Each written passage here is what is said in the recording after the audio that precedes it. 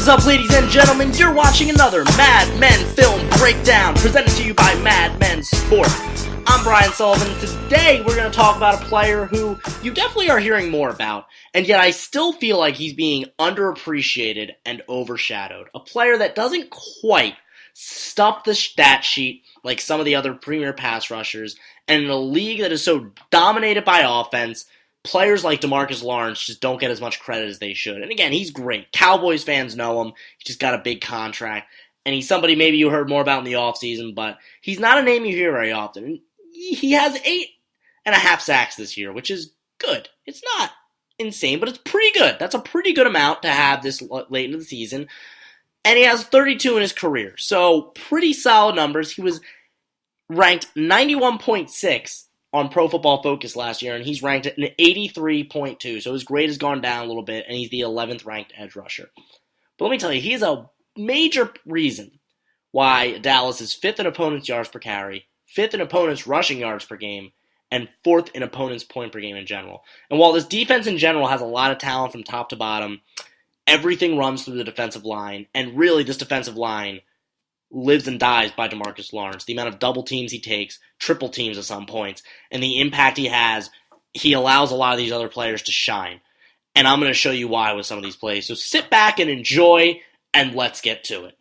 So let's start with Demarcus Lawrence's ability to rush the passer. And he's not necessarily one of the premier guys. He's not quite on the level of a Von Miller or a Khalil Mack or an Aaron Donald, but that doesn't mean he's not a high-quality pass rusher. So, and first, we'll just start with the quality that I really look for, and that's really strong hands. So keep an eye on him right here, matched up against the right tackle, and watch the way he's able to just kind of toss those hands aside and get in there for that sack right there. Nice pursuit as well. And here's another one again. Just watch right here. You're going to see he kind of gets engaged, but he does a nice job, nice bend as well. Keeps his hips a little flexed and does a good job of maintaining his balance and just swiping those hands away and being able to get in there. And then even when he doesn't get them initially, just kind of going in there. But what I like is he's also very creative. Watch here, as it's going to look like he's going to kind of go through, and the way he kind of just swipes his hands around there to get in there for this one. Again, watch, he kind of goes up, kind of switches, kind of like a basketball move, and then still swings those hands around. Number 73 really didn't have any idea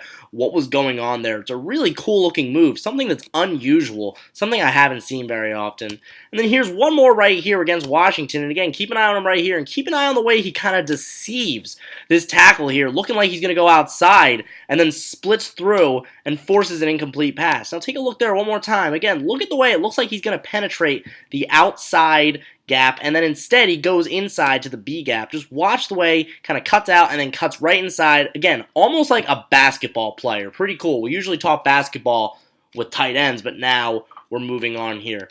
Now I want you to watch the way they utilize Lawrence on some of these stunts, and I really wish that they used him a little more. But take a look right here and watch him and then the linebacker right here, and watch the roles they play here. Watch as he cuts inside and pretty much absorbs that double team. And although 57 doesn't get the sack there, it does create a wide open lane for him. Watch again, he's going to cut inside, and both these linemen are going to be responsible for him because he's so talented. And again, it creates opportunities for 57. So while he's not necessarily putting up massive numbers in the sack department, he is responsible for some of these other players on Dallas. We look at this team as having such a good defensive line, and there is a lot of talent, but he's creating so many opportunities. Here's another one right here, and it's kind of like a combo of a bull rush and a stunt, but watch him in 98 here. Watch the way he goes through, takes on both of them, and again, creates a wide open lane. Now, Ryan gets rid of the ball very quickly, doesn't complete the pass, partially because he knows that rush is coming. He feels those footsteps. So again, while those aren't necessarily, they're not hitting them, they're not getting the sacks. Watch the way he gets in there. Again, both of those linemen now are worried about Lawrence, and 98 has a wide open gap right there to get his hand up and at least force an errant throw. Now let's just talk about Lawrence's instincts in general as a player. This is the type of stuff that you really can't teach. Now I want you to watch him here matched up with the right tackle. Watch as he's going to get kind of cut blocked, chop blocked, not illegally. I'm using the wrong terminology. Football heads are going to get mad, but that's okay. But watch, even his head is at the ground. He is kind of being preoccupied here. Watch how he still gets that hand up. Sure, he doesn't bat the ball down, But these are the types of plays, the little things you have to notice that kind of separate the good from the great, is that even when things are chaotic around him, again, he's on the ground, he still has the wherewithal to get his hand up there and at least try to make a play. And while this time he doesn't, that's a lot better than those players that just kind of give up on a play like that. And now here's another one right here. Now let me point out the fact that I watched pretty much every snap of Lawrence against the Redskins and the Falcons. Teams don't want to run the ball in his direction. It's really, again, something you can't really quantify on a stat sheet, but how often teams don't run near him. So how often he's not making tackles just because the play is in the opposite direction. And this is one of those reasons why. They run a screen in his direction, and watch the way he reads and reacts to that and gets outside and is able to help and prevent that from being a bigger gain. The way that he's rushing, it looks like he's about to go inside, the ball is being snapped, and his quickness to perform that spin move, get out there, and his athleticism allows him to go up and help make the tackle. Really impressive athleticism. And finally, let me tell you, it is pretty rare when you see a player get consistently triple teamed. And, you know, I'm being a little liberal with the term consistently, but the fact that it happens at all is pretty impressive. And the fact that I saw it in multiple games is pretty impressive. So watch Lawrence right over here. 1, 2, 3. And then that creates a little lane there. And I know it's not much, but right here, look at that. All 3 linemen are worried about Lawrence, and you have a wide open runner right here. Now the center doesn't really know what's going on. And then you have this right here where it creates kind of some confusion. You end up having a running back on a pass rusher over there. And then they end up all, because the center was confused, they all go over here, all because it's like a ripple effect. Because Demarcus Lawrence was able to command that triple team, that you have all these other linemen going over there, and it creates a wide open lane for this pass rusher right here to get in there. And Matt Ryan still managed to complete the pass, but that's just Matt Ryan being great. That doesn't take away the fact that Demarcus Lawrence managed to have this great ripple effect here. Sometimes you gotta look at the process and not the results. Just because Matt Ryan made a phenomenal play, it doesn't take away from what Demarcus Lawrence did. And then let's look at one more right here against the Redskins again. Keep an eye on him right here and watch. They bring in the receiver, kind of bring him in behind this tight end, and these 2 tight ends here. So none of them are linemen, but still.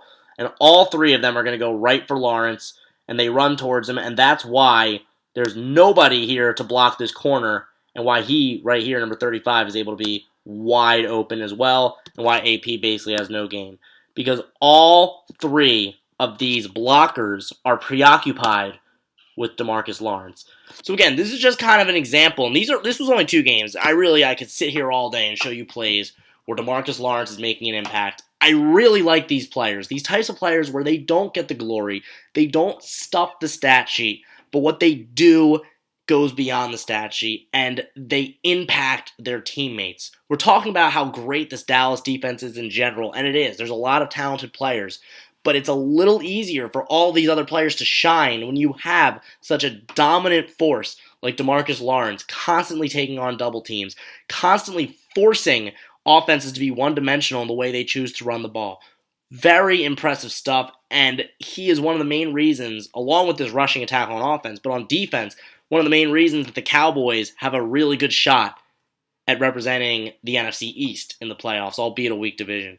Thank you so much for watching, guys. Really appreciate it. Make sure you follow me on Twitter, go to our website, subscribe, all that good stuff, and hopefully I'll have something for you pretty soon, possibly even later this week. Thanks again, guys.